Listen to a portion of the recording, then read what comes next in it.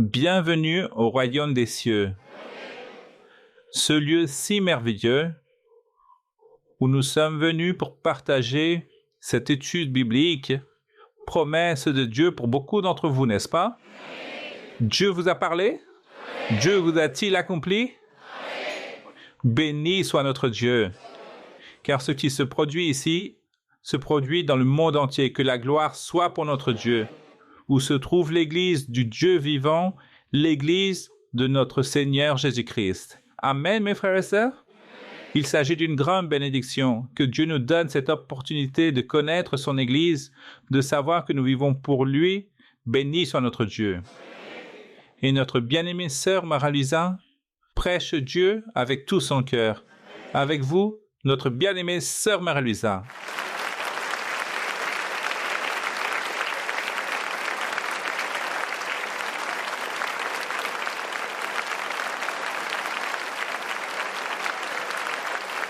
Bonsoir mes frères et sœurs, que Dieu vous bénisse. Bonjour à tous, que Dieu vous bénisse. Je suis très heureuse de pouvoir être ici de nouveau, ici dans ce secteur de Sarasota. Que l'Église du Seigneur puisse s'ouvrir à nouveau, car c'est très triste que cela se passe ainsi après la pandémie, car la pandémie a réalisé tant de désastres. Mais bon, nous sommes ici devant la présence de notre Dieu aujourd'hui pour pouvoir lui servir et apprendre aussi et essayer de faire sa volonté et plaire à Dieu. Vous pouvez vous asseoir et je suis vraiment très joyeuse que notre Dieu se remplit de miséricorde de chacun d'entre nous. De cette façon, nous aussi, nous devons lui donner ce qu'il mérite. Nous devons donner au Seigneur ce qu'il mérite. Il faut le chérir, l'honorer et lui rendre grâce, car Dieu nous a établis dans son véritable chemin. Nous sommes dans la voie correcte. C'est pourquoi nous ne devons pas douter du lieu ou de l'endroit que Dieu nous a apporté, où Dieu nous a établis. Il s'agit de tant de choses que Dieu a faites, et nous, beaucoup d'entre vous ne connaissent pas, et parfois, nous ne pouvons pas rendre témoignage ou raconter à l'assemblée ce que Dieu fait, ce que Dieu dit, ce qu'il dit, au sujet de tant de choses dans le monde entier par rapport au gouvernement, par rapport à beaucoup de chefs, même au niveau de la politique, Dieu parle et nous dit, nous annonce beaucoup de choses, mais par prudence, nous ne les racontons pas, car peut-être toutes les personnes ne sont pas aptes, disons-le ainsi, pour recevoir toutes ces choses, toutes ces nouvelles que Dieu nous annonce, car il y a beaucoup de personnes peut-être qui sont en désaccord ou ne comprennent pas, ou peuvent s'irriter aussi à ces sujets, parce que les gens peuvent mal interpréter les choses. Donc c'est pour cela, c'est pour cette raison que parfois nous préférons nous taire sur toutes les merveilles que Dieu fait et nous raconte et nous annonce, même dans son Église, que parfois vous ignorez. Peut-être un jour, on aille écrire un livre et raconter pour les jours suivants, pour les générations futures, au sujet de tous ces personnages importants dans l'histoire que Dieu a mentionnés, afin que personne n'aille faire une réclamation en disant « Pourquoi vous avez écrit ceci ou cela ?» Donc, plus en avant, lorsque tous ces personnages n'existeront plus, on racontera cette histoire. Comme lorsque nous lisons l'histoire de toutes ces personnes dans l'ancien temps qui ont fait tant de choses au sujet de tous ces personnages, ces gens ne peuvent plus déposer une réclamation ou même réaliser des menaces à d'autres tiers parce qu'ils n'existent plus. Mais Dieu a fait tant de miracles si extraordinaires, Dieu a annoncé tant de choses que c'est stupéfiant, et je dis au Seigneur ou aux frères et sœurs qui m'entourent, et qui sont témoins de ce que Dieu a commencé à annoncer, lorsque les choses s'accomplissent, je dis, nous nous trouvons dans le véritable chemin. Nous ne pouvons pas douter que nous sommes vraiment dans le bon chemin, car l'appui de Dieu est énorme et il a fait des choses extraordinaires. Et le Seigneur réellement a posé sa main sur beaucoup de personnes, et des gens même qui ne viennent pas à l'église. Mais nous ne connaissons pas les plans de Dieu. Disons, je vais juste vous dire une petite phrase. Je vais juste vous annoncer une phrase pour ne pas m'engager. Sachez, mes frères et sœurs, que tout ce qui est en train de se produire dans le monde entier, au niveau politique, par rapport à tous ces pays comme le Venezuela, la Colombie, les États-Unis et tant d'autres pays, la Russie, Israël aussi, Ukraine. Dans les informations, nous écoutons tous ces événements, tous ces faits, des choses très lamentables, mais sachez que le Seigneur l'avait déjà annoncé bien avant. Et le Seigneur avait parlé et qu'il allait agir sur le président d'ici. Le Seigneur l'a annoncé et le Seigneur l'avait déjà annoncé il y a 8 ans, 10 ans en arrière au sujet de ce chef ici de ce pays. Le Seigneur avait parlé et il avait montré. Et le Seigneur a dit beaucoup de choses qu'il serait en train de réaliser, car c'est Dieu en lui qui vient pour faire les choses. Apparemment, on voit des choses très mauvaises. Et les gens disent, il est très mauvais. Mais il s'agit d'un plan de Dieu. Donc, lorsque nous lisons la Bible, ici, lorsque l'apôtre Paul a enseigné, car il a été témoin aussi, que Dieu a beaucoup travaillé dans l'ancien temps, au niveau gouvernemental et politique, avec l'Empire romain, et l'apôtre Paul aussi, par révélation que Dieu lui envoya, disait que tous les gouverneurs, Dieu les établissait. Il les établissait certains pour réaliser de bonnes choses et d'autres pour des mauvaises choses. Certains pour que le peuple reçoive de la bénédiction et d'autres pour châtier le peuple. Mais c'était Dieu qui agissait et qui faisait ces choses. C'est pour cela, nous devons respecter et même, comme on dit, parfois nous apprécions pas les personnes, on dit celui-ci ou celle-là je ne l'aime pas, respectons ceux qui s'y trouvent, car Dieu l'a voulu ainsi, il établit les personnes pour faire des choses bonnes ou mauvaises et les êtres humains ne s'en rendent pas compte qu'ils font les choses, mais c'est quelqu'un qui agit en eux pour faire les choses comme Dieu qui agit ainsi avec nous. Il nous excite à faire beaucoup de choses, à faire des choses bonnes, justes. Et lorsque nous laissons agir par Dieu, nous recevons la bénédiction de la part de Dieu et nous savons que c'est Dieu qui nous donne cette bénédiction.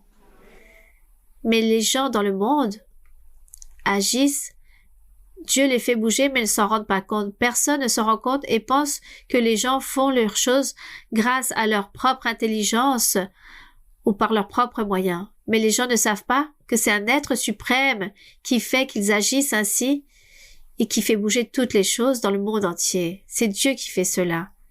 Et Dieu a annoncé tant de choses, mes frères et sœurs, que juste, je dirais, peu dans l'Église connaissons et savons ce que Dieu a annoncé. Tout ce qui s'est produit jusqu'à présent, Dieu l'avait déjà annoncé. Le Seigneur avait déjà dit que les choses allaient se produire ainsi, de cette façon. Et les choses sont arrivées. Mais nous ne nous allégrons pas de tous ces faits.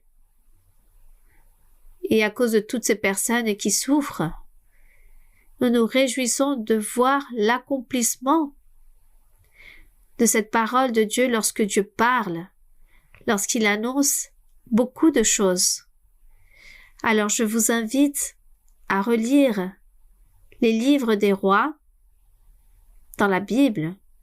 Relisez ces histoires et tout ce qu'ont vécu les rois dans l'ancien temps la manière de comment Dieu leur parlait, leur ordonnait à chaque gouverneur, ce que Dieu annonçait aux prophètes, de ce qui allait se produire à ses chefs, à ses gouverneurs, à tous ces chefs de peuple, par rapport à toutes ces situations, Dieu l'annonçait, envoyait les prophètes pour leur annoncer ces choses qu'il fallait se rétracter, se corriger, se repentir, car il allait arriver ceci et cela dans les jours suivants. Et aucun ne crut, n'a obéi, personne n'a voulu obéir à Dieu. Ils n'ont pas voulu connaître la voix de Dieu.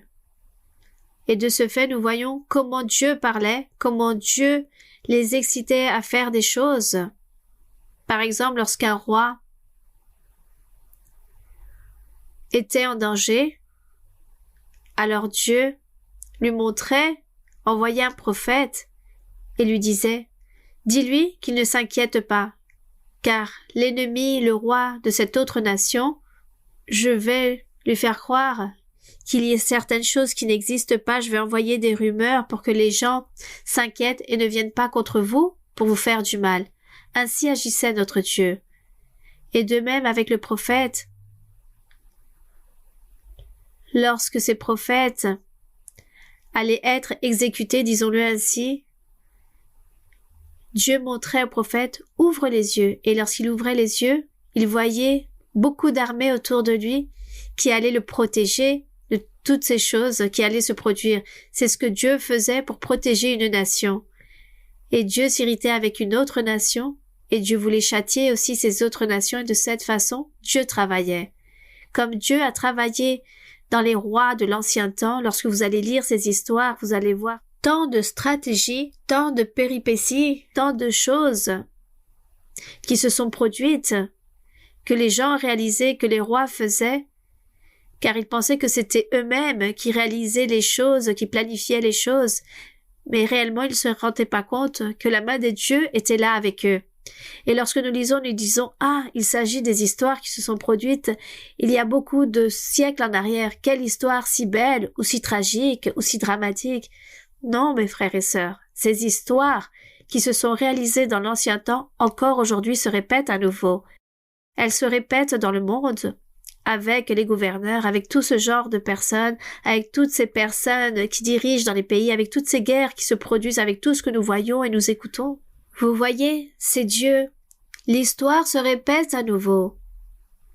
Et c'est Dieu qui se trouve là, qui est en train de faire bouger les choses.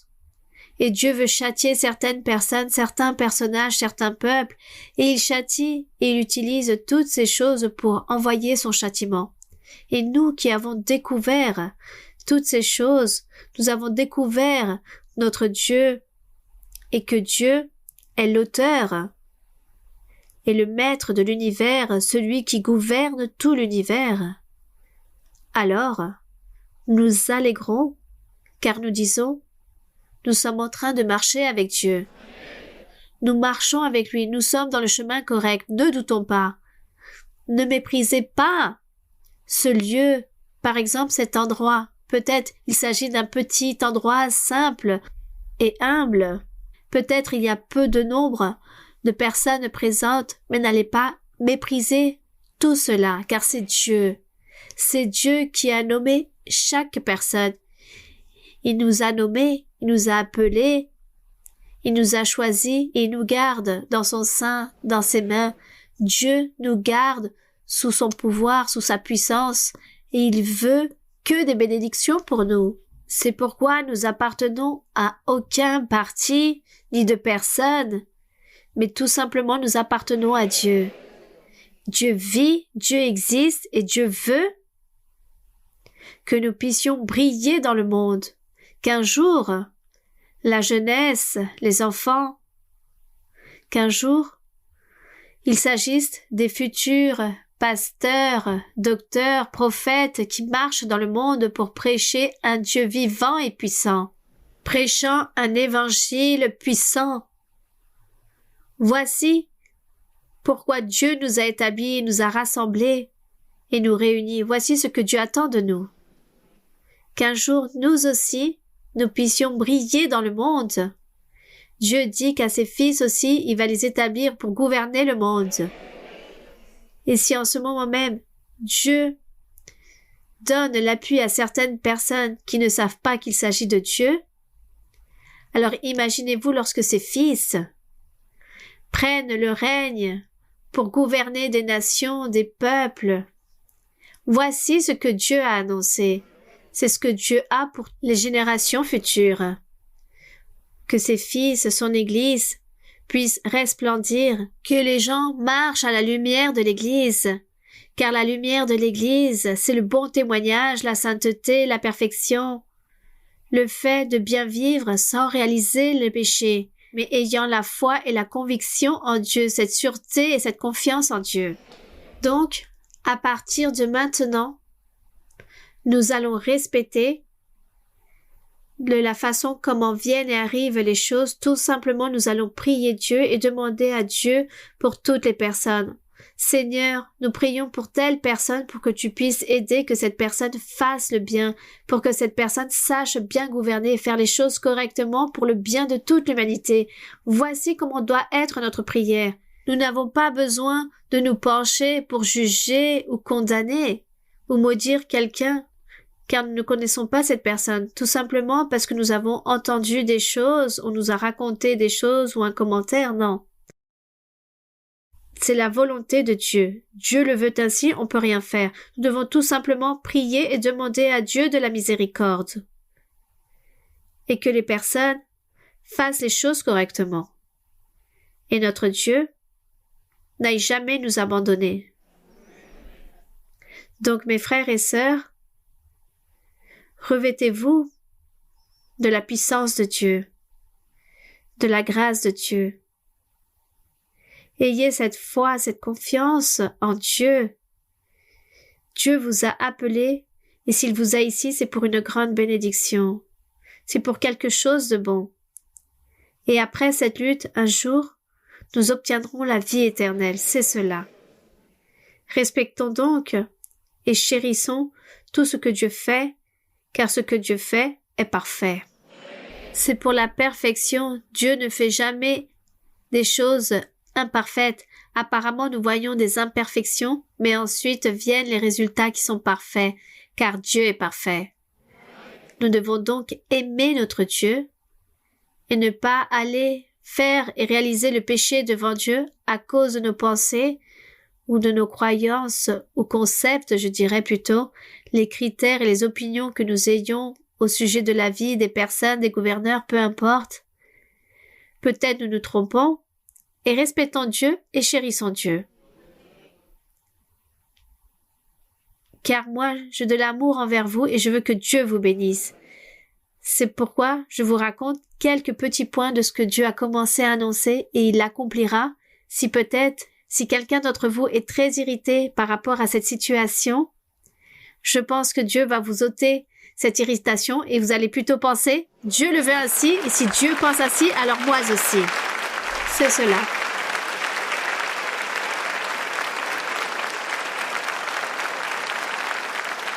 Si Dieu veut que les choses soient ainsi, alors moi aussi, Seigneur, je veux qu'elles soient ainsi. Ce que tu dis, Seigneur, si tu dis oui, moi aussi je dis oui. Si tu dis non, alors moi aussi je répondrai non. C'est cela. Ainsi est notre Dieu. Il s'agit du peuple du Seigneur. Ainsi est l'assemblée de Dieu. Nous sommes ainsi les fils de Dieu. Nous respectons et nous allons chérir la puissance de notre Dieu, nous allons aimer notre Dieu. Bien, il ne reste pas beaucoup de temps pour lire la Bible, mais nous allons lire un tout petit peu dans les livres des psaumes 137 très rapidement.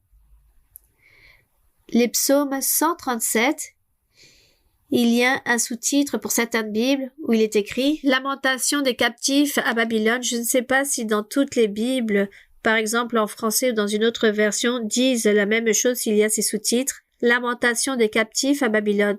Vous avez cela aussi ou pas? Ou peut-être une autre Bible, il n'y a pas de sous-titres.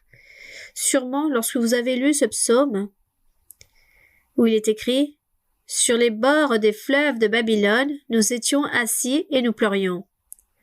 Vous avez déjà lu ce verset un jour? Et vous l'avez compris? L'avez-vous compris? Et vous avez peut-être pensé, qu'est-ce que cela signifie? De qui parle-t-on ici? car on pourrait croire qu'il s'agit que nous sommes mêlés à cela, car il y a écrit « Nous étions ainsi et nous pleurions ». Nous étions là, en nous souvenant de Sion. Vous qui avez lu ce verset, vous ne l'avez sûrement pas compris. Rappelons-nous que les psaumes ont été écrits après qu'il y ait eu la destruction de Jérusalem. Je ne sais pas si vous avez lu dans la Bible cette histoire qu'il y a eu une destruction dans la ville de Jérusalem, que Dieu l'a détruite. Vous avez entendu parler de cela? Que Dieu a détruit cette ville. Qui a brûlé cette ville? L'armée de Babylone. L'armée de Babylone est venue et a détruit Jérusalem et a détruit beaucoup de peuples en Judée et a emporté captifs les princes, les chefs, les fils des rois et a emporté beaucoup de personnes à Babylone, des personnes très importantes comme un prophète, le prophète Ézéchiel. Ils l'ont emporté captif aussi. Et comme anciennement, les avions n'existaient pas, tout se faisait à travers la marche à pied, il fallait beaucoup marcher, tout se marchait pour arriver à Babylone. Lorsqu'ils sont arrivés dans un certain lieu, ils se sont reposés, ils ont attendu pour se reposer, et là se trouvaient tous ces prisonniers, toutes ces personnes importantes d'Israël, de Jérusalem, de la ville de Jérusalem. Il y avait des sacrificateurs, des fils de sacrificateurs, ainsi que le prophète Ézéchiel était là-bas dans ce groupe de prisonniers. La Bible raconte qu'il y avait à peu près 1800 personnes, je me rappelle plus très bien de cette histoire, cela se trouve dans le livre des Chroniques, et tous se retrouvaient là-bas, tristes, se lamentaient car ils étaient captifs. Ils étaient prisonniers pour aller vers cette ville de Babylone. Ils se trouvaient tous là ensemble, et c'est eux qui parlent et disent « Ensemble, nous étions au bord des fleuves de Babylone, nous étions assis et nous pleurions car nous nous souvenons de Jérusalem lorsque nous vivions dans la ville de Jérusalem. Au saule de la contrée, d'un arbre appelé ainsi, nous avions suspendu nos harpes. Là, nos vainqueurs nous demandaient des chants, et nos oppresseurs de la joie nous demandaient de chanter, car ils disaient « Chantez-nous quelques-uns des quoi? Des cantiques de Sion. » Ils nous demandaient de chanter certaines chansons de ce que vous chantiez là-bas dans le temple de Jérusalem. Vous chantiez à Dieu avec vos harpes. Quel chant si merveilleux! Chantez-nous aussi. Voici ce que demandaient les soldats qui les emprisonnaient. Donc, il raconte ici, comment chanterions-nous des cantiques de l'Éternel sur une terre étrangère? Si je t'oublie, Jérusalem, que ma droite m'oublie, que ma langue s'attache à mon palais, si je ne me souviens de toi, si je ne fais de Jérusalem le principal sujet de ma joie. Ce qui signifie, nous n'allons pas faire cela, nous n'allons pas chanter, car les chants sont adressés à Dieu. Ce n'est pas pour que vous ayez vous réjouir, car nous louons notre Dieu. Voici ce qu'ils ont voulu dire. Puis il est écrit, « Éternel, souviens-toi des enfants d'Édom, oui, dans la journée de Jérusalem. » Et lorsqu'il est écrit « Rasez, rasez jusqu'à ses fondements », lorsqu'il demandait de détruire Jérusalem, de terminer avec cette ville, et cela s'est produit ainsi. Et dans le verset 8, il est écrit « Fille de Babylone », c'est-à-dire toute l'armée de Babylone. Symboliquement, il leur dit ici, la fille, il la nomme ainsi fille de Babylone, la dévastée, car Babylone réellement était une ville étrangère qui n'avait pas Dieu. Donc, cette armée partit pour terminer avec Judée, avec Juda et tout Israël. Ils ont détruit la ville. Disons que d'une manière symbolique ou métaphorique, il leur dit « Fille de Babylone, la dévastée, dévastée car tu n'as pas Dieu. Nous avons ce Dieu. Mais ce Dieu s'est irrité contre nous par le fait que nous avons péché, nous l'avons offensé, nous n'avons pas obéi à Dieu, nous l'avons pas aimé, nous n'avons pas fait sa volonté. Alors le Seigneur nous a abandonnés et nous a livrés à vos mains. Voici la manière de parler qu'ils avaient à ce moment-là. C'est pourquoi il est écrit « Heureux qui te rend l'appareil ». Donc, il voulait que cette ville de Babylone aussi puisse recevoir ce même châtiment qu'un jour vienne une armée étrangère et vienne aussi terminer avec eux. Voici ce qu'il demandait. C'est pourquoi il est écrit « Heureux qui te rend l'appareil, le mal que tu nous as fait, heureux qui saisit tes enfants et les écrase sur le roc. » Il voulait aussi que toute cette armée meure dans la guerre, dans cette bataille, car il demandait que vienne une autre nation plus forte et terminer avec eux, car eux aussi avaient terminé avec Jérusalem. Donc il demandait la vengeance. Mais je ne sais pas si les frères et sœurs ont été contents de lire ce verset 1, s'ils ont compris. Vous voyez, c'est merveilleux de lire la parole du Seigneur et la comprendre. Vous savez, quand nous arrivons à comprendre tout cela, lorsque nous lisons toute la Bible, lorsque nous lisons toute la Bible, car il faut la lire, car si vous ne lisez pas toute la Bible, vous n'allez pas comprendre les psaumes. Lorsque vous allez lire toute la Bible une et plusieurs fois, et vous allez tout comprendre et vous allez être très heureux, vous aurez encore plus de foi et Dieu va vous bénir encore plus car Dieu vous donnera beaucoup plus de dons, car vous allez être apte pour recevoir les dons spirituels. Le Seigneur veut que nous ayons beaucoup de connaissances dans sa voix par rapport à sa parole, que nous puissions comprendre ce que nous lisons, afin que nous puissions nous en réjouir et que notre cœur et notre esprit se réjouissent en le Seigneur. Bien. Maintenant, je vais donner l'opportunité pour réaliser la première question d'aujourd'hui. Bonsoir, ma sœur, que Dieu vous bénisse. Ici, je voudrais vous poser 2 questions, ma sœur. La première question se trouve dans l'Évangile, selon Matthieu, chapitre 12, verset 18. Évangile selon Matthieu, chapitre 12, verset 18. Oui, ma sœur. Je peux lire, ma sœur? Oui. Donc, Évangile selon Matthieu 12, 18, il est écrit « Voici mon serviteur que j'ai choisi, mon bien-aimé en qui mon âme a pris plaisir. Je mettrai mon esprit sur lui et il annoncera la justice aux nations. » La sœur nous enseignait dans l'étude biblique Psaume 7 que l'âme est la même conscience que la conscience est le concept ou la conceptualisation des choses. Ma sœur, ma question se base lorsqu'il est écrit « Mon bien-aimé en qui mon âme a pris plaisir, l'âme du Seigneur, l'âme de notre Dieu. » Je voudrais que vous puissiez me répondre à cette question. Disons que nous prenons plaisir de notre Dieu, car il est écrit « Voici mon serviteur qui est Dieu le Père, qui parle du Seigneur Jésus-Christ. » Et le Père dit « Voici mon serviteur, le Seigneur Jésus-Christ, que j'ai choisi, le Seigneur Jésus-Christ autant que cher, mon bien-aimé, en qui mon âme a pris plaisir. » Donc Dieu aussi a une âme. C'est pour cela qu'il est écrit qu'il nous a fait à son image et à sa ressemblance. Car si nous avons une âme, lui aussi. Donc il est écrit qu'il s'allègre de cela, il prend plaisir qu'il s'agit de la conceptualisation que nous avons des choses, de ce que nous sommes et de ce qui nous entoure.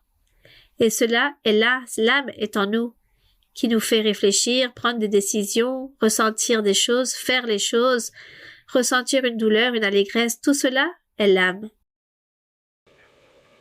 Donc, ma sœur, l'âme en Dieu serait la connaissance de Dieu, disons la pensée de Dieu? Eh bien là, nous n'allons pas parler au sujet de l'âme de Dieu. Il est le Tout-Puissant, il gouverne l'univers, notre Dieu. Que pouvons-nous dire de plus au sujet de l'âme du Seigneur? C'est le plus grand. Oui, il est grand. Bien. Merci, ma sœur. Et ma deuxième question se trouve dans le livre des Éphésiens 1.18. Éphésiens, livre des Éphésiens 1.18. Oui, vous pouvez lire, mon frère. Il est donc écrit « Et qu'il illumine les yeux de votre cœur pour que vous sachiez quelle est l'espérance qui s'attache à son appel, quelle est la richesse de la gloire de son héritage qui réserve aux saints. » Ici, mon doute m'attire beaucoup l'attention où il est écrit « Illumine les yeux de votre cœur Je voudrais savoir, ma sœur, ici, je sais qu'il y a un entendement physique, mais comment est celui spirituel? S'il est écrit les yeux de votre cœur, car dans un autre passage, il est écrit « Vous serez renouvelés de l'intelligence ». Cette intelligence n'est pas physique. L'intelligence disant il s'agit de quelque chose d'abstrait.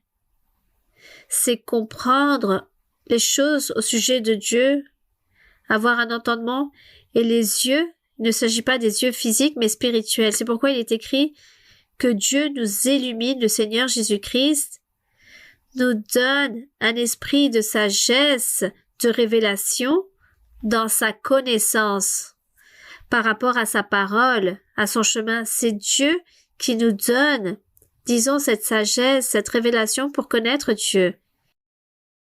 Et Dieu illumine aussi nos yeux spirituels pour comprendre, pour nous donner cet entendement, cette intelligence, pour que le jour, lorsque nous serons plus là, notre partie physique, la matière physique restera, mais la personnalité, notre esprit continuera à vivre. Tout restera normal. C'est juste la chair, la matière qui ne va plus fonctionner. Mais le reste, l'esprit, est tout avec son entendement, avec son intelligence, dans tous les sens du terme. C'est comme s'il s'agirait d'une personne sans un corps physique. Car nous sommes cela. Maintenant, nous vivons avec un corps physique, mais un jour, nous serons ainsi spirituels comme le Seigneur Jésus est esprit, nous aussi. C'est Dieu qui nous donne toute cette connaissance, qui nous enseigne, et nous connaissons cela au sujet de Dieu, mais nous sommes en train de vivre dans un corps matériel physique. C'est cela. Réellement, le jour de la mort, lorsque nous mourrons, la connaissance, l'entendement, l'intelligence continuent. L'âme et l'esprit continuent à vivre pour Dieu. Oui. Oui. Merci beaucoup, ma sœur. Que Dieu vous bénisse. Bien, continuons. Oui. Oui, ma sœur. Sœur Maria Luisa, bienvenue à Sarasota. Une promesse de plus du Seigneur qui s'accomplit ce soir. La promesse de Dieu que vous nous rendriez visite ici à Sarasota. Nous donnons la gloire et l'honneur au Seigneur. Merci de nous accompagner, sœur. J'ai une question. Dans le livre des Proverbes 12, versets 27 et 28. Livre des Proverbes, chapitre 12, versets 27 et 28, oui. Amen. Est-ce que je peux lire? Oui, oui. Le paresseux n'érodit pas son gibier, mais le précieux trésor d'un homme, c'est l'activité. Verset 28. La vie est dans les sentiers de la justice, la mort n'est pas dans le chemin qu'elle trace. Sœur, je comprends que les enfants de Dieu vont attendre cette justice divine et ne verront pas cette mort spirituelle. Mais ma question se trouve dans le verset 27. Cette activité, cette diligence dans la Bible en espagnol, au-delà du fait d'être diligent dans notre vie matérielle, comment pouvons-nous attendre cette diligence dans notre vie spirituelle? Car il ne s'agit pas uniquement de venir à l'église, mais aussi de faire face à nos batailles quotidiennes avec nos êtres chers et le monde. Comment pourrions-nous réussir cette diligence afin de progresser spirituellement?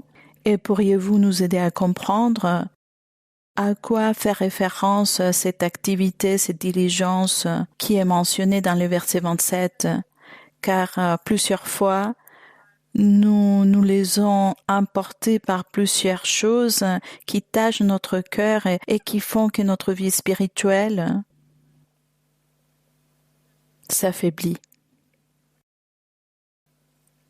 Et je connais plusieurs situations où j'ai vu des cœurs qui sont partis à cause de cela, parce que ils ne sont pas capables de mettre de côté leur orgueil ou de pardonner, ou ils continuent à penser à des situations difficiles avec certaines personnes et ils gardent ce sentiment négatif. Comment pourrions-nous véritablement devenir diligents spirituellement afin de progresser dans le Seigneur, de le servir et que nous soyons cette lumière dans le monde, et plus particulièrement ici parmi nos frères et sœurs dans le Seigneur?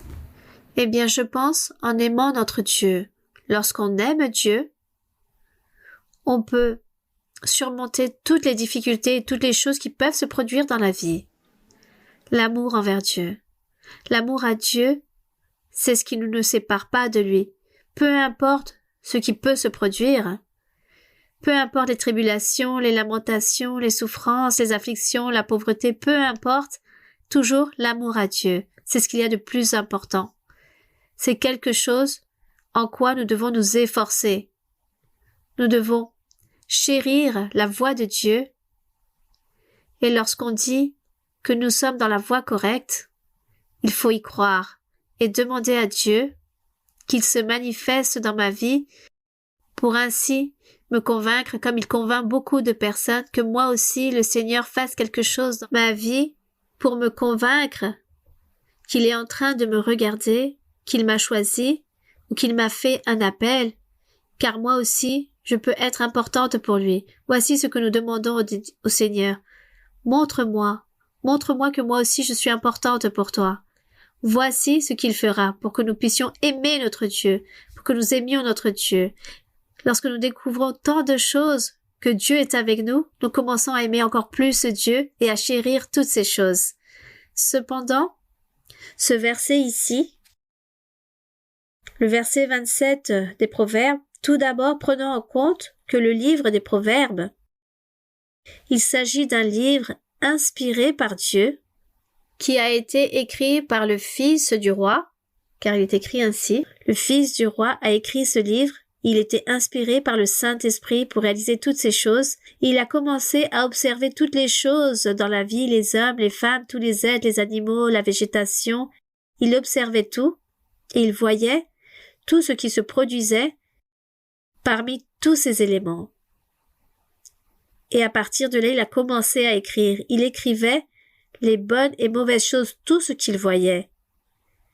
Il ne disait pas « Regardez, ceci est bon et mauvais ». Tout simplement, tout ce qu'il voyait, tout ce que l'élément réalisait, il l'écrivait. Toutes les choses qui se produisaient dans la vie, dans les êtres, dans les animaux, peu importe l'élément, il l'écrivait afin que nous puissions méditer en ces choses. Par exemple, ici, lorsqu'il parle des méchants, une personne qui n'a pas de cœur, qui n'a pas de sentiments, qui ne craint rien, il s'agit de cette personne mauvaise. Disons qu'elle est si froide dans sa manière d'être que même lorsque cette personne chasse son gibier, elle ne le rôtit pas, elle se remplit de paresse, de pouvoir préparer son gibier, son repas, et pouvoir ainsi le cuire, car le paresseux n'a aucun désir ni d'envie pour faire les choses, mais juste vivre une vie simple et facile. C'est pourquoi il est écrit « Le paresseux ne rôtit pas son gibier », parce que l'auteur des Proverbes avait vu des personnes agir ainsi, ayant ces comportements. L'auteur des Proverbes ne raconte pas « C'est mauvais ce qu'il a fait, car il aurait dû lui-même faire les choses de cette façon ». Non, il ne donne pas les solutions. Il parle et raconte tout ce qu'il voyait. Et les conclusions et le développement de tout est pour nous les lecteurs, et que nous puissions faire des recherches et prendre des conclusions de toutes ces choses et voir pourquoi ceci, pourquoi cela, quelle serait la meilleure chose. Ainsi est le livre des Proverbes. Il s'agit d'un livre très important, car nous y trouvons beaucoup de choses. Donc il est écrit ici, la vie est dans le sentier de la justice. Il s'agit d'un autre sujet. C'est différent à la vie du paresseux. Donc la vie est dans le sentier de la justice. Qu'est-ce que signifie cela, le sentier de la justice? Il s'agit d'une personne qui fait les choses justes et droites devant Dieu. Elle ne pêche pas. Elle ne commet pas la méchanceté à autrui. Au contraire, elle se remplit d'amour, de vertu et de qualité. Ainsi est la personne juste. Et le sentier de la justice, il y a la vie éternelle. Là se trouve la vie éternelle. Puis il est écrit, la mort n'est pas dans le chemin qu'elle trace, car la personne est juste, elle plaît à Dieu en absolument tout, donc bien évidemment, elle obtiendra la vie éternelle. Voici ce que signifie ce verset 28. Donc j'ai expliqué les deux versets, mais au sujet des proverbes, Il y a beaucoup de choses de ce que l'auteur voyait. Il y a un temps pour tuer et un temps pour revivre. Et les gens vont dire, ah, donc, ce n'est pas un péché de tuer, car ici il y a un temps pour tuer. Non. L'auteur des Proverbes disait qu'il voyait que les gens ôtaient la vie aux autres, tandis que d'autres s'inquiétaient de pouvoir revivre. Voici ce qu'il voyait. Il ne disait pas ceci est bon ou mauvais. C'est vous-même qui analysez, réfléchissez, étudiez la doctrine, étudiez de ce que Dieu vous a donné pour conclure qu'est-ce qui est bon et qu'est-ce qui est mauvais. Tout simplement, j'expose tout ce que je vois et j'entends. Bien.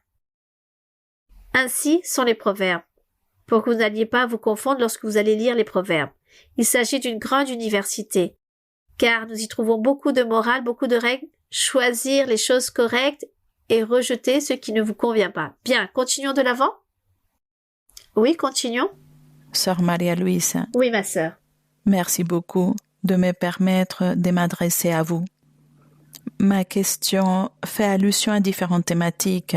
Je vais lire dans les livres des psaumes et des proverbes. Psaume 59, 12. Psaume 59, 12. Il est écrit ainsi: « Leur bouche pêche à chaque parole de leurs lèvres. Qu'ils soient pris dans leur propre orgueil. Ils ne profèrent que malédiction et mensonges. » Et dans le livre de Proverbes 13, 10. Livre des Proverbes, chapitre 13, verset 10. Verset 10. Oui? C'est seulement par orgueil qu'on excite des querelles, mais la sagesse est avec ceux qui écoutent les conseils. Je réfléchissais et analysais l'enseignement au sujet de l'orgueil et une question m'est venue à l'esprit. Je voudrais, sœur, que vous m'aidiez à comprendre quelle est la relation entre la colère et l'arrogance. C'est la colère la racine de l'arrogance. Pourriez-vous, s'il vous plaît, me donner quelques exemples de comment identifier qu'une personne a l'esprit d'arrogance, c'est-à-dire quel est le comportement au quotidien lorsque la personne a de l'arrogance? Merci beaucoup, sœur. Je pense que la fureur et l'orgueil, c'est la même chose. Ou cherchons dans le dictionnaire aussi, non? Demandons à monsieur le dictionnaire. Je pense que c'est la même chose. La fureur, la colère ou l'orgueil, se mettre fortement en colère, s'irriter.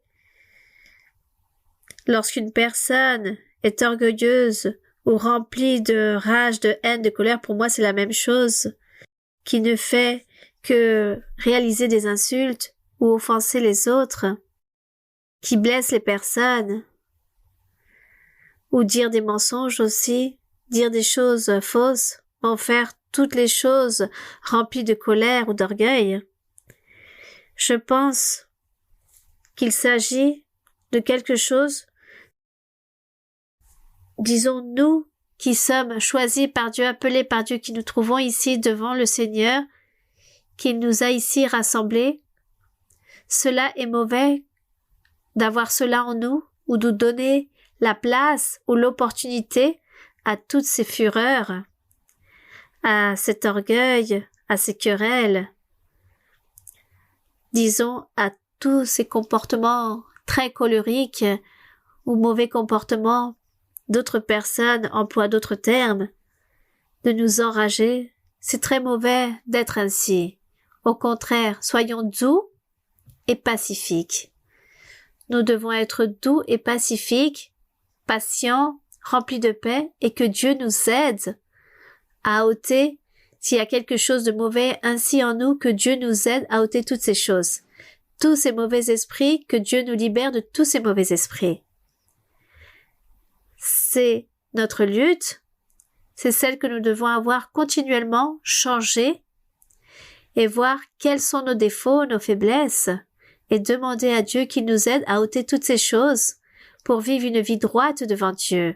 Et aussi, nous sommes heureux car Dieu se plaît et nous rendons heureux tous ceux qui nous entourent si nous changeons. Bien.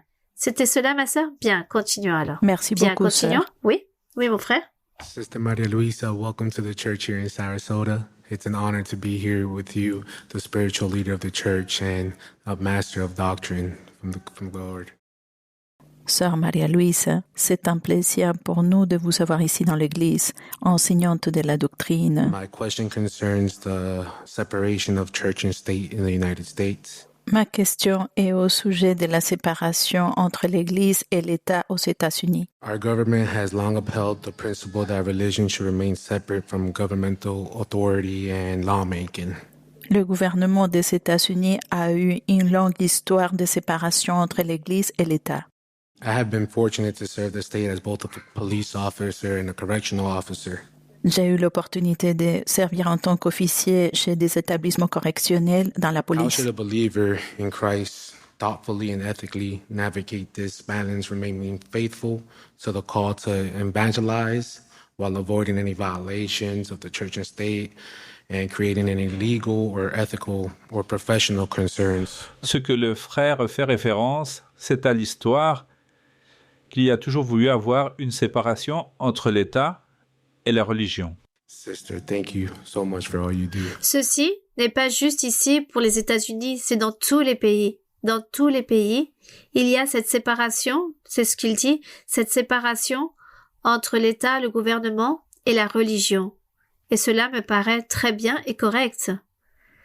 Car celui qui va derrière tout cela, Dieu, ce n'est pas une religion. Dieu est le créateur de l'univers, le maître, celui qui agit en les personnes et qui fait plein de choses en masse. Donc le Seigneur ici, il n'a pas que la religion, il agit dans le monde entier, il établit les gouverneurs, le gouvernement, même si celui qui est là, ces personnes dans le gouvernement ne s'en rendent pas compte, mais c'est Dieu qui les établit. Lorsqu'il y a les élections, comment dites-vous, lorsqu'il y a les élections, les votes, nommer un gouverneur, Dieu se trouve là, voir qui Dieu veut que gagne et obtienne ces votes. Donc, Dieu fera, je veux que ça soit le méchant ou je veux bénir le peuple, alors je veux que ça soit un bon personnage et je veux que celui-ci gagne. Vous voyez? C'est Dieu et personne ne se rend compte des choses. Les gouverneurs ne se rendent pas compte de cela. Et par norme, car il existe des règles. Qu'est-ce qu'il dit au sujet des règles ou des normes? En fait, par rapport à ce contexte, par exemple, dans son cas, étant policier ou se trouvant dans n'importe quelle constitution de l'État, comment peut-on faire pour évangéliser, surtout en respectant les règles, comme il donnait l'exemple? Selon les circonstances, il doit respecter les normes et les choses aussi de l'État, alors peut-être il n'aurait pas la possibilité d'évangéliser. Les normes, les lois, il faut les accomplir. Et le Seigneur nous a enseigné que nous devons accomplir les lois et les normes des gouvernements des pays. La Bible l'enseigne. Il faut accomplir, il faut obéir. Ces normes que les gens établissent, il faut obéir à toutes ces choses. Mais si vous travaillez avec le gouvernement, il semblerait qu'il travaillerait dans le gouvernement, n'est-ce pas? Exactement, il travaille avec le gouvernement. Alors, si vous voulez parler à une personne au sujet de Dieu, cela n'a rien à voir avec le gouvernement, ni qu'il y ait une séparation. Cela n'a rien à voir. Cela est différent. C'est différent car vous êtes en train d'accomplir avec votre travail, avec les normes, que vous devez réaliser votre travail car on vous l'enseigne, la loi, et il faut le faire. Et Dieu voit que vous êtes en train d'accomplir avec ce que le gouvernement vous demande. Et Dieu approuve cela. Mais si vous trouvez quelqu'un dans votre chemin proche de vous et vous allez lui parler de Dieu et cette personne se lamente en disant « Je suis en train de souffrir, tout va mal, je suis rempli d'amertume ou de maladie, atteint d'une maladie. » Bon, alors vous lui dites « Croyez en Dieu, soyez confiants, demandez à Dieu et Dieu vous aidera. Il va vous donner la solution à votre problème. Là, vous n'êtes pas en train d'enfreindre la loi. Rien par rapport à la loi ou à votre travail ou ce qui vous correspond de faire. Vous n'êtes pas en train de violer la loi. Vous êtes une personne tout simplement qui croit en un être suprême, en un être éternel qui nous a créés, qui nous voit et qui fait beaucoup de choses bonnes pour nous. Donc là, vous faites cela et Dieu aussi va se plaire par rapport à comment vous agissez. Car en plus, Dieu va vous garder, il vous a toujours gardé et il vous a toujours protégé. Il a toujours protégé votre vie.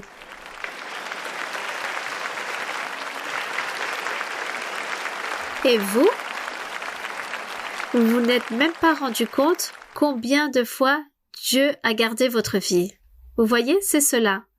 Et Dieu va continuer à vous protéger, à vous garder pour que vous puissiez avoir une réussite dans votre travail. Mais les normes continueront et nous devons les accomplir. Et notre Dieu travaille à sa propre façon. Bien, merci beaucoup. Sister, thank you so much. I love you, I love you, I love you. Thank you. Bien, merci beaucoup. Merci beaucoup, sœur. Je vous aime. Bien, continuons. Oui, mon frère. Good evening, Sister Maria Luisa. Welcome to the church in Sarasota. It's a promise from God that I'll be asking our servant a question. Sister, if you please allow me a personal question. Bonsoir, sœur Maria Luisa. Bienvenue à l'église de Sarasota. C'est un honneur pour nous de vous savoir ici. C'est une promesse du Seigneur accomplie. Et je voudrais vous demander si je peux vous poser une question personnelle. Sister, since I got baptized in water in the church about 7 years ago, Sœur, depuis que j'ai reçu le baptême d'eau ici à l'église, il y a environ 7 ans. so every time I come to the worship service, I'll feel the fire in my head and my chest, sometimes in my back, and a lot of À chaque goosebumps. fois que je viens au culte des louanges, je sens un feu dans ma tête, parfois dans ma poitrine et parfois dans mon épaule. But I'm never able to speak in tongue or to get baptized in the Holy Spirit. Mais je n'ai jamais eu l'opportunité de parler en langue ni de recevoir le baptême du Saint-Esprit. So one day I prayed to God. I said, God, even though I don't get baptized, can you please give me a dream to feel His presence? J'ai donc dit au Seigneur, Seigneur, même si je n'arrive pas à avoir le baptême du Saint-Esprit, pourrais-tu me donner un rêve afin d'apprendre à te louer? And the Lord gave me a dream, sister. I felt a tremendous presence, a power that entered my body, and I was speaking in tongue in a dream. Then I woke up, I see it was a dream. I was sad and joyful at the same time. C'est ainsi comme j'ai eu un rêve où j'étais en train de louer le Seigneur. J'ai senti une présence, un pouvoir à l'intérieur et j'ai commencé à parler en langue. Ensuite, je me suis réveillée et j'étais émerveillée et je ne comprenais pas le rêve. Sister, my question is, how can I truly humble myself and open my heart so the Lord can baptize me with His Holy Spirit? Ma question est donc, sœur, est-ce que je n'ouvre pas peut-être suffisamment mon cœur pour que le Seigneur me donne le baptême du Saint-Esprit? Thank you, sister. Merci beaucoup, sœur. Ne vous inquiétez pas, car bientôt vous allez le recevoir.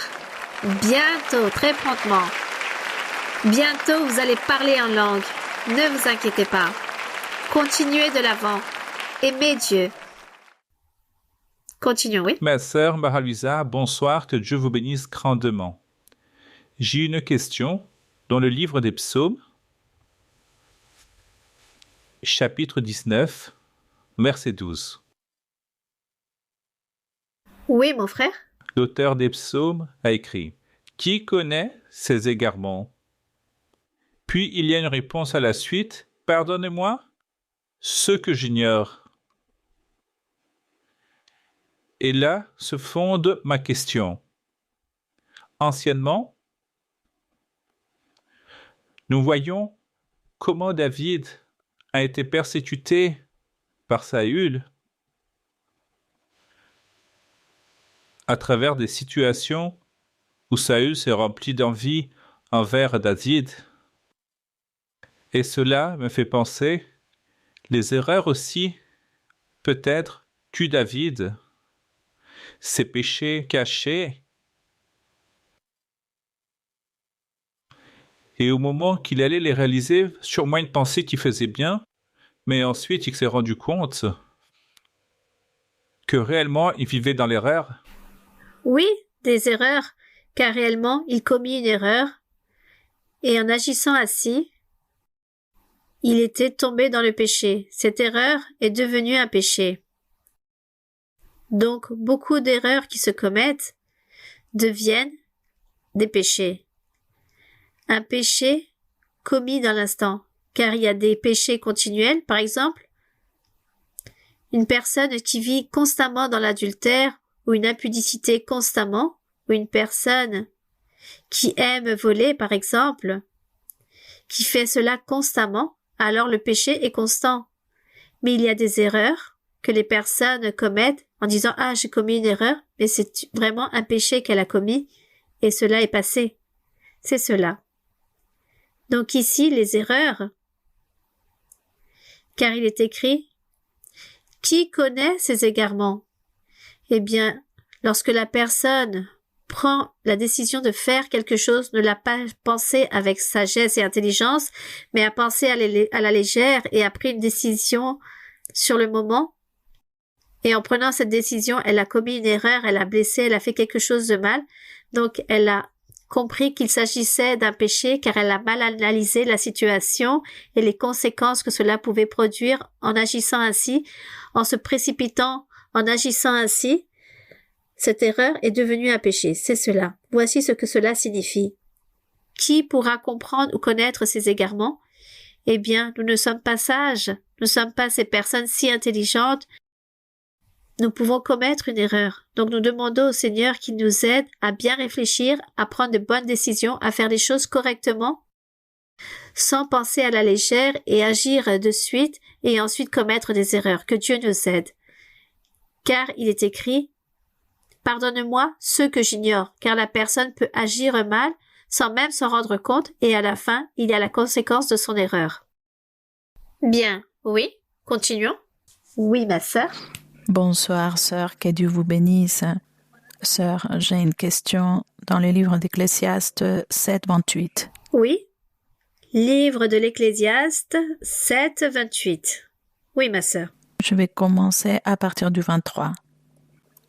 Où le roi Salomon, nous savons que lorsqu'il a été nommé roi, notre Seigneur lui a dit qu'il pouvait demander ce qu'il voulait. Et ce qu'il a demandé, c'est de la sagesse afin de pouvoir gouverner. Cela a été tellement agréable pour les seigneurs, le fait que Salomon lui a demandé cela, que le Seigneur ne lui a donné que la sagesse afin de gouverner, mais aussi beaucoup de pouvoir.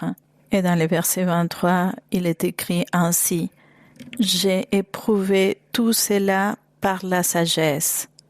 J'ai dit, je serai sage, et la sagesse est restée loin de moi. » Donc ma question est, dans quel moment de la vie de Salomon cette sagesse est partie loin de lui? Je pense que peut-être le péché qui est le plus abominable pour Dieu, c'est l'idolâtrie. Et le roi Salomon a eu beaucoup de femmes des différents peuples qui l'ont amené à être idolâtre. Donc je ne sais pas si c'est à ce moment-là ou à un autre moment, si vous pouvez, s'il vous plaît, nous enseigner.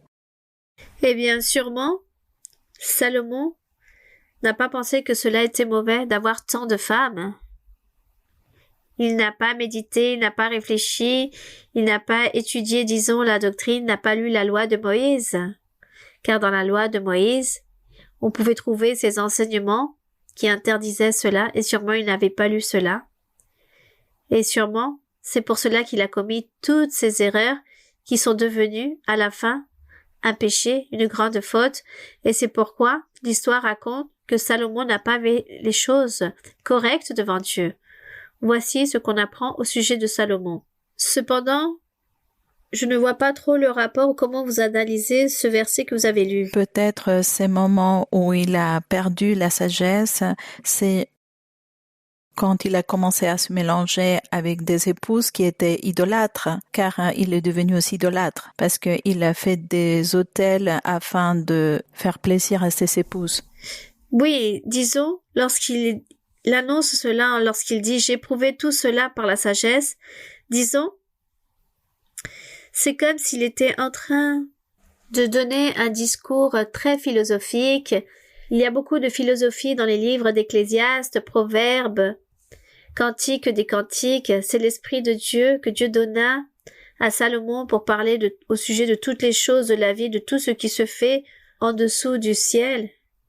Et qui? Les êtres humains, les animaux, et ainsi que la nature, la végétation.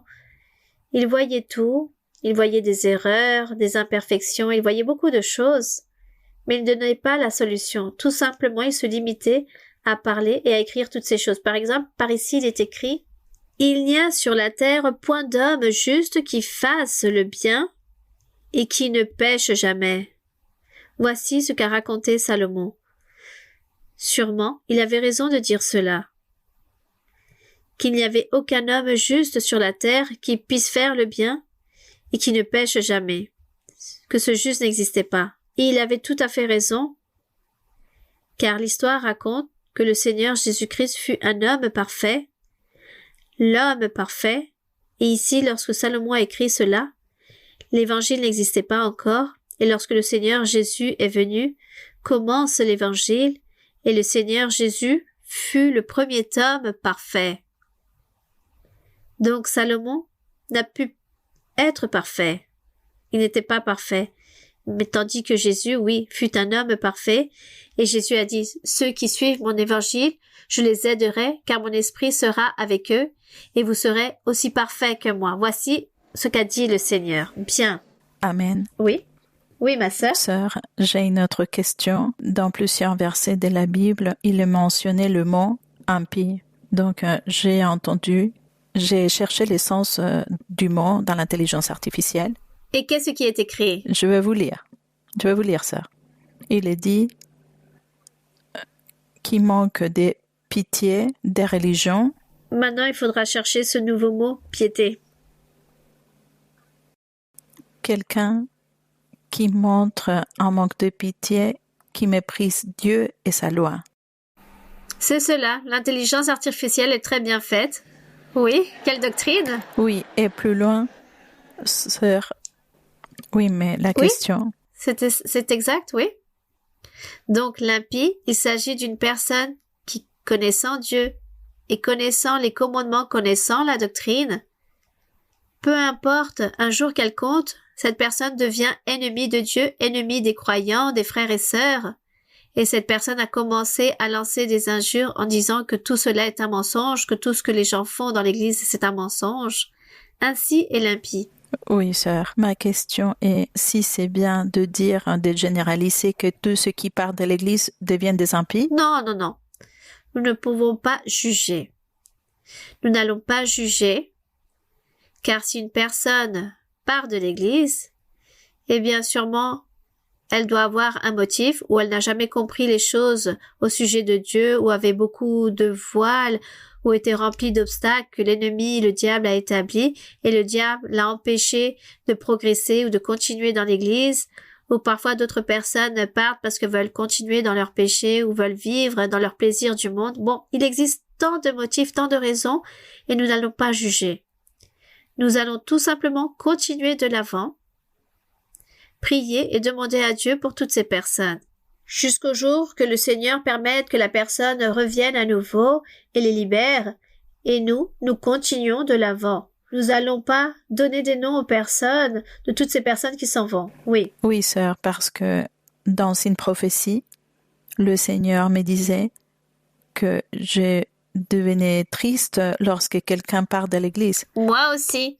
Mais que puis-je faire? Bon. Moi, je vivais ça. Mais le Seigneur me consolait et me disait, mais plusieurs de ceux qui sont partis, parce que pour différentes raisons, ils sont partis, mais plusieurs d'entre eux vont revenir et vont revenir afin de rester. Et j'ai vu ici dans l'église que cela s'est déjà arrivé. Oui, vous voyez. Moi aussi, je m'attristais tellement, mais maintenant j'ai dit bon, je ne vais plus m'attrister pour toutes ces choses, tout simplement je vais me remplir de patience, que pouvons-nous faire de plus? Je ne vais plus m'attrister autant, car pourquoi vais-je abandonner ma joie en le Seigneur et m'attrister à chaque fois que les personnes s'en vont? Bon. Il s'agit parfois de beaucoup de personnes qui s'en vont. Le Seigneur Jésus a dit, beaucoup sont appelés, peu sont les élus. Donc tout cela est tout à fait normal que les choses se produisent ainsi. C'est pour cela, nous devons dire au Seigneur, aide-nous, que jamais tu n'ailles nous lâcher de ta main. Au contraire, nous devons toujours être accrochés au Seigneur, attachés au Seigneur. D'accord, sœur. Merci beaucoup. Bien. Merci, ma sœur. Et je suis très heureuse, je vous félicite, car vous êtes une personne qui lit la Bible. Que le Seigneur continue à vous bénir et à vous soutenir. Bien, oui, merci. Oui, mon frère? Ma sœur, bonsoir. Que Dieu vous bénisse. J'ai une question pour l'édification de l'Église. Dans une étude biblique, nous avons appris que Dieu, parfois, met à l'écart certaines âmes pour faire un rappel à l'ordre à ces âmes. Et ensuite, avec la repentance, ces personnes se remplissent de maturité et Dieu leur pardonne pour que ces âmes reviennent. Et aussi, Dieu nous a enseigné à travailler pour qu'elles reviennent aussi. Cependant, lorsque ces personnes régressent avec un cœur disposé pour plaire à Dieu, beaucoup de fois, elles ne reçoivent pas la miséricorde ni l'appui de Dieu, mais plutôt un jugement. Certaines personnes, avec plus de temps dans l'Église, s'affaiblissent dans leur vie spirituelle, se démotivent, signalent leur passé au ministère et deviennent ensuite une pierre d'achoppement pour les âmes que Dieu est en train de guérir. Et tout cela produit que les gens partent de l'Église. Les colonnes de l'Église devraient appliquer la doctrine avec miséricorde, non pour manipuler ou intimider. Mon frère, mais si les colonnes n'ont pas de doctrine, alors vous savez que se passe-t-il? L'édifice tombe en ruine. Oui, ma sœur. Oui, mon frère. Disons, pour ne pas oublier par rapport à ce que vous êtes en train de me demander, car vous me demandez beaucoup de choses, la première chose, c'est que les personnes s'en vont, jugent et se posent beaucoup de questions. Il s'agit d'un manque de maturité en les personnes. Les gens qui font cela, que certaines personnes partent, reviennent, au lieu que les personnes soient heureuses parce que les personnes sont revenues, les gens commencent à juger. Il s'agit d'un manque de maturité et aussi un manque de bonne éducation. Nous devons nous remplir de patience, car dans les assemblées, nous trouvons de tout. Viennent beaucoup de personnes, car notre Seigneur est miséricordieux de toute personne. Dieu apporte des personnes instruites, non instruites, avec une bonne éducation, des illettrés. Bon, Dieu apporte toute personne car Dieu aime l'âme, aime les êtres et veut donner la bénédiction à tous. Donc, il fait que nous venions nous rassembler. Et les personnes faibles qui n'ont pas cette connaissance, cette culture, alors, ces personnes se donnent pour parler de cette façon et de ce côté-là, nous devons nous revêtir de patience et être des personnes bien élevées, remplies de sagesse et intelligence pour aider ces personnes et leur dire « Soyez patients, tolérez cela, continuez de l'avant. » Au contraire, soyez heureux que la personne revienne et suive la voie de Dieu. Il faut remercier Dieu et ne pas rester là et écouter que celui-ci a dit cela, a réalisé tel commentaire. Non, ne faisons pas cela. Continuons de l'avant et que chacun d'entre nous puissions chercher notre propre vie spirituelle, respectant les autres, aimant les personnes avec tous leurs défauts, avec toutes les qualités que les personnes ont. Aimant la personne. Donc on aime la personne, qu'elle ait des défauts, des qualités, peu importe, nous aimons les personnes car il s'agit d'un être qui se trouve là et que Dieu a apporté. Et si Dieu l'a apporté, c'est parce que Dieu veut bénir cet être. C'est cela, mon frère. Oui. Continuez. Ma sœur, merci beaucoup.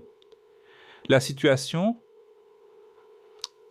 est que les gens commencent à manipuler, à parler et osent même à blesser les ouvriers.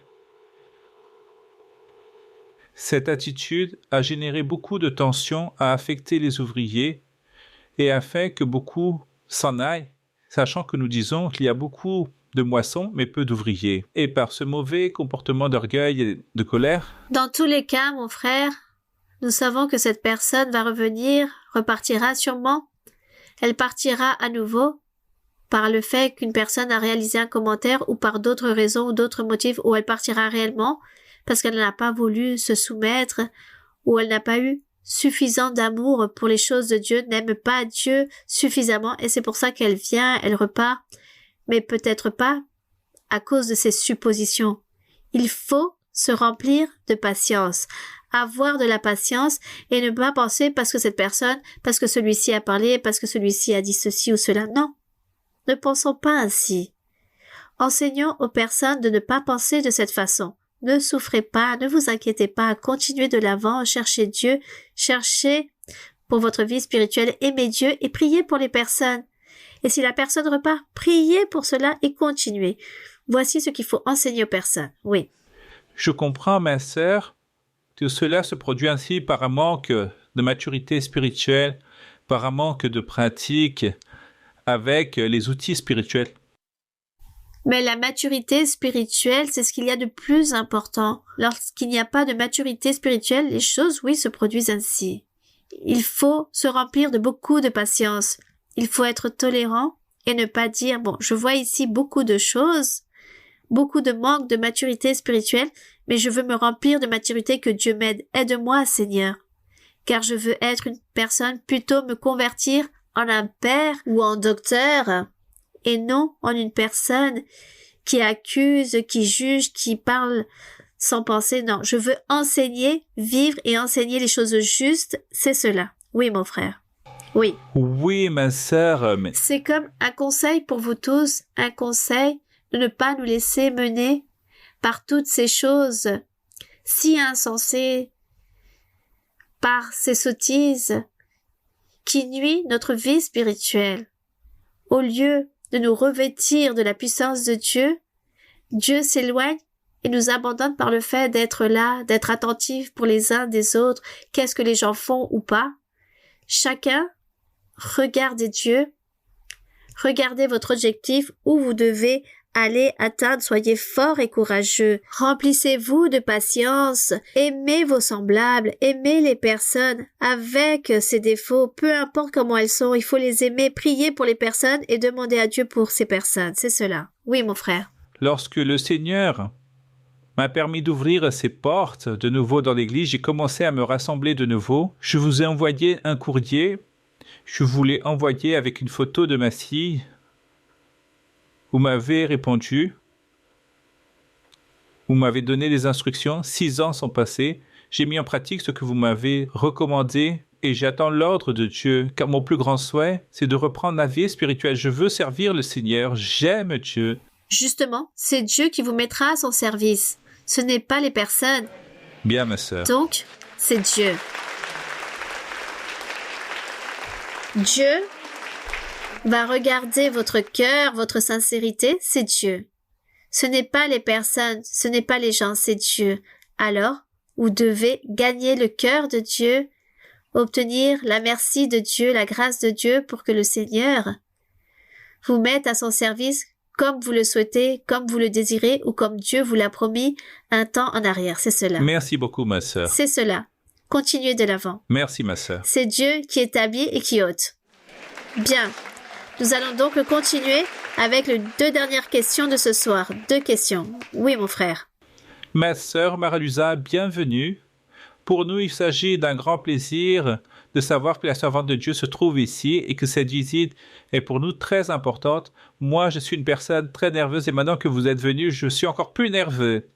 Ne vous inquiétez pas, car nous sommes ici en famille. Merci, ma sœur.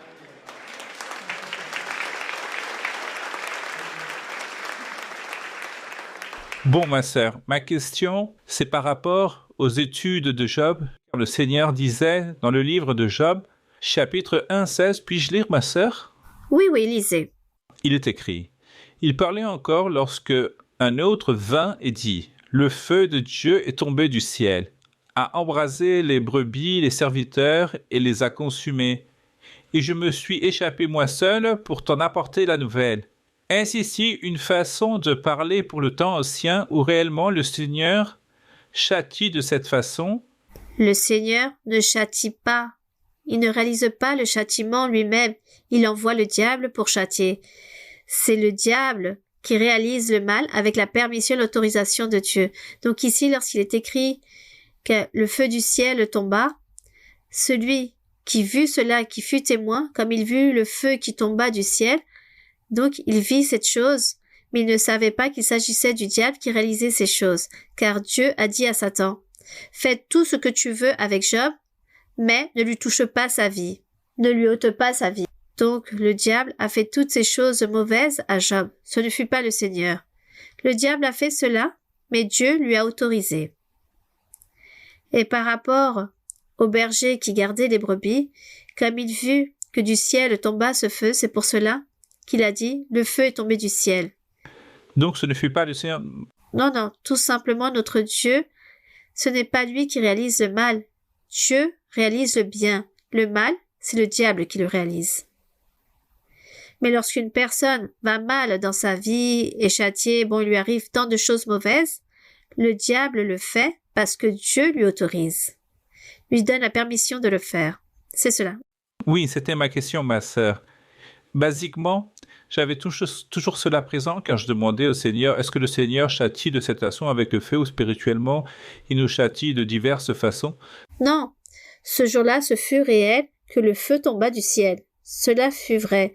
Il y eut un incendie et les animaux ont été brûlés. Oui, mais le diable, c'est lui qui a fait ces choses-là. Oui, et réellement, pour moi, le livre de Job réellement m'a donné... Le livre de Job, c'est un livre que Dieu a permis comme l'expérience de Job. Dieu l'a permis de la laisser pour enseigner à l'humanité ce que Dieu fait. Disons, ce qu'une personne juste, par le fait de l'envie, car l'envie du diable envers Job, et à cause de l'envie, où peut-elle détruire la pauvre vie de Job? L'envie a détruit Job, car Job, le diable a dit au Seigneur, Satan a dit au Seigneur que Job faisait des choses bonnes juste par son propre intérêt, juste par intérêt. Et le Seigneur a dit non, pas par intérêt. Dieu a dit au diable, Job aime Dieu, ôte-lui tout ce qu'il a et tu verras que Job continuera à m'aimer. Donc je t'autorise à tout lui ôter, sauf sa vie, et tu verras que Job m'aime. Donc, Dieu a permis que Job vive ainsi, car il savait que Job allait résister toute cette souffrance et ensuite pour nous enseigner au monde au sujet de comment aimer Dieu et déposer notre confiance en Dieu, savoir que Dieu, s'il ôte la vie, il peut aussi la donner. Il ôte, il donne, il multiplie et il bénit. Pour Dieu, il n'y a rien d'impossible. Amen. Car Dieu démontre beaucoup de choses dans ce livre de Job. Il donne beaucoup d'enseignements pour nous, afin que nous ne nous affaiblissons pas, ne nous décourageons pas, et que nous puissions ainsi chérir la puissance et la grandeur et la miséricorde de Dieu. Tout cet amour que Dieu a et jusqu'où Dieu peut bénir tous ses fils qu'il aime avec tout son cœur, en réalisant des miracles et des choses très spectaculaires. Car ce fut des choses miraculeuses que Dieu a fait avec Job. Et Dieu démontre ainsi sa puissance. Et Dieu veut que nous puissions croire et qu'aujourd'hui, lui aussi, il réalise tout cela avec nous. Des choses merveilleuses, extraordinaires que Dieu fait comme avec Job. C'est cela. Voici ce que Dieu veut que nous sachions et que nous puissions connaître ainsi Dieu. Bien. Oui, la dernière question? Bonsoir, sœur. Que Dieu vous bénisse. Sœur, si vous me permettez, je voudrais vous poser une question de la Bible, une question personnelle. Celle de la Bible se trouve dans le livre de Genèse, chapitre 49, verset 10. Oui, ma sœur, vous pouvez lire. Merci, sœur. Le sceptre ne s'éloignera point de Juda, ni le bâton souverain d'entre ses pieds, jusqu'à ce que vienne le Shiloh et que les peuples lui obéissent. Ma question est, sœur, qu'est-ce que veut dire le mot Shiloh? C'est notre Seigneur Jésus-Christ.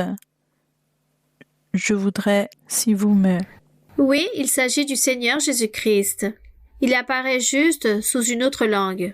Le mot Shiloh, c'est Oui. une autre langue. D'accord, merci, sœur. Peut-être un mot hébreu, peut-être.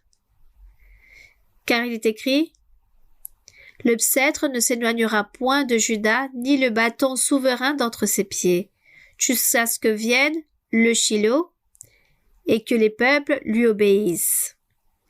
Donc, c'était le Seigneur Jésus, le Seigneur Jésus-Christ. C'est à lui que vont venir tous les peuples, tous les croyants, pour établir une église et lui obéir. C'est cela. Amen, sœur. Merci beaucoup. Oui, ma sœur. Ma deuxième question est un peu difficile. Oui? Difficile? Bon, ma sœur. J'aime les questions difficiles. Je vais la poser. Ça fait plusieurs années que je suis à l'église, sœur. Et j'ai vu des phénomènes dans l'église que l'ennemi attaque les foyers. Vous dites qu'il persécute? La division des foyers. Oui. Ah, les foyers. Dans le foyer, la famille. Oui, exact. Et j'ai vu des situations chez des frères et sœurs qui vivent des difficultés chez eux. Je n'ai pas à connaître la vie des autres, mais c'est évident, sœur, que lorsqu'ils sont à l'église, excusez-moi l'expression, ils se disputent comme chien et chat chez eux et après ils viennent ici et parfois on le voit ensemble, d'autres jours on le voit éloigné. Et c'est évident, sœur. Cela me rend triste car il s'agit de frères et sœurs qui servent l'Église, qui servent le Seigneur. Ma question, sœur, est à quel point un prédicateur peut être permissif dans ces genres de situations. Merci beaucoup, sœur. Je sais que votre réponse va permettre d'édifier et libérer cette Église. Que Dieu vous bénisse. Disons que vous êtes en train de nous raconter que le pasteur connaît ou a une notion sur cette personne qui vit de manière incorrecte, qui vit de manière très incorrecte devant le Seigneur. C'est ce que vous pensez sûrement? Que le pasteur connaît cela et sait cela. Sœur, j'ai vu de très près leurs problèmes. Et excusez-moi. Oui. Peut-être je me mêle trop. J'aime beaucoup les choses du Seigneur. J'ai du zèle envers les choses du Seigneur. Je ne voudrais pas que cela soit mal interprété, car je veux faire quelque chose pour édifier l'Église et ne pas non plus impliquer les frères et sœurs. Bon, ma sœur, je dirais la chose suivante. Vous-même, vous dites que c'est quelque chose de très difficile, une question difficile. Difficile dans le sens par rapport au comportement face à ces situations que vous voyez, que vous observez ou qu'on vous raconte. Je le sais. Bon, vous connaissez et vous êtes sûre de cette situation. Bien. Oui, sœur. Donc, ma sœur, je dirais, si cela vous tourmente, tout simplement priez le Seigneur et demandez à ce sujet. Mais si vous voyez que vous priez le Seigneur, vous suppliez le Seigneur et que le Seigneur ne vous écoute pas, vous voyez rien de différent et vous êtes sûr au 100% de cette situation et que vous ne voyez pas de résultat et que tout cela vous attriste, je dirais que vous devriez plutôt voir la personne qui commet cette erreur. La chercher avec sagesse non à l'intérieur de l'assemblée, mais plutôt dans un lieu à part et parler à cette personne. Et dites-lui, je suis très triste pour la vie que vous menez, par ce que vous êtes en train de montrer, de réaliser, ou par le fait de comment vous êtes en train de vivre. Et vous faites semblant dans l'Église, vous donnez une apparence. Et cela est grave, car Dieu va s'irriter le jour moins réfléchi. Dieu pose une limite, Dieu établit une limite pour que la personne puisse se rendre compte, se repentir, se corriger à temps. Et si la personne continue à agir de mauvaise façon, la coupe se remplit et Dieu agit. Et cela est très triste car il n'y a plus rien à faire. Alors, par amour à Dieu, vous aimez cette personne, vous l'appréciez, vous dites « je vous apprécie, je vous aime en le Seigneur » et cela m'attriste de voir que vous vivez ainsi et de cette façon. Alors, vous faites semblant et cela m'attriste beaucoup car vous êtes en train de tromper les frères et sœurs. Tout simplement, vous dites les choses à cette personne, vous lui parlez ainsi, et vous lui dites, je prie le Seigneur pour que vous puissiez changer, que vous puissiez vous repentir ou corriger votre manière d'être, car cela est très grave comment vous agissez. Mais vous allez voir cette personne en étant seule avec elle. Si vous voyez que le temps passe et que la personne continue à agir de la même façon et que dans l'église réellement, on voit, disons, le mauvais exemple ou le mauvais témoignage de cette personne et que cela nuit dans la vie des croyants, si vous voyez cela, alors allez voir le pasteur et parlez-lui. Racontez-lui ces choses, car le pasteur doit aussi connaître et savoir et comprendre si cela est vrai, si cela est un mensonge, appellera cette personne, fera quelque chose, car il faut faire quelque chose. D'accord, sœur. J'ai parlé avec cette personne Et je lui ai dit que elle devait aller voir le pasteur et lui expliquer la situation et lui raconter les choses qu'elle vivait chez elle. Et à partir de ce moment-là, la personne ne m'a plus rien raconté. À vous raconter? Oui, raconter ce qu'elle vivait, que son époux l'a maltraitée chez elle. C'est pour cela. Oui, donc, elle est en sœur. accord que cela se produise ainsi, les choses dans son foyer, mais il s'agit de son problème, ce n'est plus votre problème. Oui, d'accord, sœur. Ce n'est plus votre problème. C'est elle qui veut que les choses soient ainsi. Si elle, qui est l'épouse et qui souffre et dit non, qu'elle préfère supporter, eh bien qu'elle continue ainsi. Vous, plutôt, purifiez-vous, libérez-vous de tout cela, car cela va souiller votre vie spirituelle. Tout cela souille votre vie spirituelle. Ne pensez plus, ne regardez plus, ne faites pas de commentaires, mais continuez de l'avant. Continuez de l'avant et un jour, sûrement, elle vous appellera et elle vous dira « Ah, je me repentis de vous avoir parlé si mal ou je ne sais quoi. » Mais vous, ma sœur, soyez sincère et droite devant Dieu. Soyez prudente de ne pas faire des commentaires aux autres et ne vous remplissez pas d'amertume à cause de cela. Persévérez, continuez votre chemin. Et ceux qui marchent mal devant le Seigneur, c'est Dieu qui donnera des coups de fouet à ces personnes. Dieu donne des coups de fouet à celui qui marche dans le désordre, qui marche de manière incorrecte, qui donne un mauvais témoignage. C'est Dieu qui se charge de cela. Ne nous inquiétons pas, prions et laissons tout entre les mains de Dieu. Merci, sœur. Toutes ces genres de situations dans les mains de Dieu et chacun d'entre nous, nous devons suivre notre chemin. Nous continuons, car nous devons conduire vers la vie éternelle et vivre avec Dieu. Merci. Et maintenant, nous allons donc prier notre Dieu, lui rendre grâce, et nous allons demander au Seigneur qu'il réalise des miracles, des prodiges, et qu'il se manifeste dans chaque cœur, dans chaque vie, et qu'aujourd'hui, les frères et sœurs qui sont en train de nous voir aussi, toutes les églises qui se trouvent dans différents lieux du monde, toutes les personnes qui nous regardent, vous aussi là-bas, priez le Seigneur, rendez grâce au Seigneur et soyez prêts pour recevoir la bénédiction de Dieu, la manifestation de Dieu, car Dieu se manifeste grandement. Ainsi, même à travers les écrans, Dieu se manifeste. Il réalise des miracles et il aime celui qu'il aime et Dieu bénit ceux qui s'affermissent pour faire la volonté de Dieu et lui plaire. Donc, notre Dieu mérite l'honneur et la gloire. Nous allons donc prier. Père Saint, Père Céleste, au nom glorieux de Jésus-Christ, ton Fils bien-aimé, nous nous présentons en ce moment même devant toi pour louer ton nom, pour te rendre grâce, pour t'honorer, pour te vénérer, mon Seigneur, et te rendre grâce, car tu t'es humilié et tu t'es soumis pour nous nommer, pour nous regarder. Parmi tant de milliers de personnes dans le monde, tu nous as regardés, mon Seigneur, et tu nous as ici tous rassemblés, tous réunis en ton nom. Et ton Saint-Esprit s'est manifesté dans nos vies.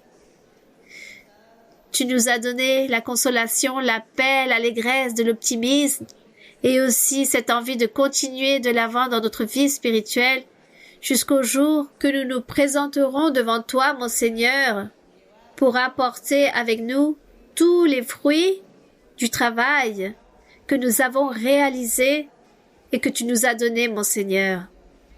La puissance, les talents, les facultés, cet appel, les dons spirituels. Et nous, Seigneur, nous apporterons le fruit de ce travail. Avec ton aide, mon Père Saint. Seigneur, nous espérons en toi, nous déposons notre confiance en toi. Ta puissance est grande et merveilleuse. Et tu agis, Seigneur, avec toute ta puissance dans le monde entier, dans toutes les nations, dans toutes les personnes. Merci, Éternel Dieu, nous nous présentons, Seigneur, pour te rendre grâce, pour cette grand bienfait, pour ta miséricorde, pour ton amour.